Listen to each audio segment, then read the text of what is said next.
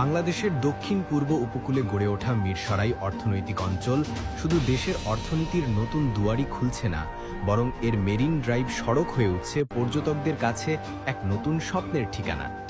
চট্টগ্রামের মিরসরাই উপজেলার উপকূল ঘেঁষে বিস্তৃত এই মেরিন ড্রাইভ এখন একদিকে যেমন শিল্প কারখানার গন্তব্য, অন্যদিকে তেমনি প্রকৃতি ও নান্দনিকতার অপার সৌন্দর্যের প্রতীক।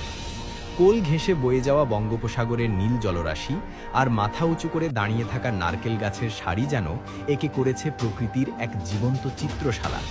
সকালের সূর্যোদয়ে কিংবা গধূলির লালিমা, প্রতিটি মুহূর্তেই মেরিন ড্রাইভের সৌন্দর্য যেন এক নতুন রূপে ধরা দেয়।